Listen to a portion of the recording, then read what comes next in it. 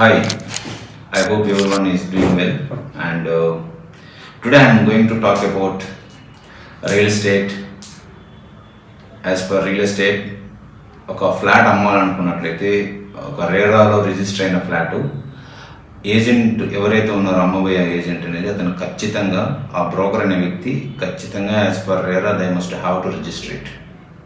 అలా రిజిస్టర్ కాకుండా ఫ్లాట్ కానీ ట్రాన్సాక్షన్ సేల్స్ కానీ పర్చేస్లో కానీ ఇన్వాల్వ్ కానీ అయినట్లయితే అది యాజ్ పర్ రేరా 2016 యాక్ట్ ప్రకారం అతనికి 10,000 రూపాయలు పెనాల్టీ వేయడం జరుగుతుంది.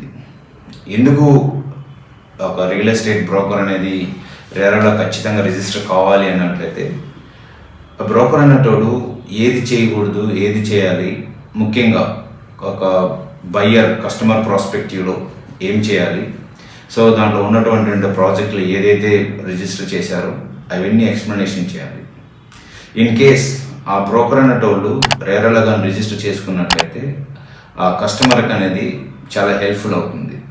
ఎందుకంటే అతను క్షుణ్ణంగా పరిశీలించి ఇవి ఇమ్యూనిటీస్ కానీ ఇవి ఏదైతే వాళ్ళు యాజ్ ఏ ఫంక్షనాలిటీ కానీ ఇమ్యూనిటీస్ కానీ ఫీచర్స్ కానీ ప్రొవైడ్ జరుగుతుందో అవన్నీ నీట్గా అర్థం చేసుకొని అవన్నీ ఎక్స్ప్లెయిన్ చేయడం జరుగుతుంది. ఇన్ కేస్ అవి చేయలేని ఎడల ఆ బ్రోకర్ అనేటోళ్ళు కన్స్ట్రక్షన్ చేసిన వాళ్ళతో ఫాలోఅప్ చేసి ఫుల్ఫిల్ చేయడం జరుగుతుంది.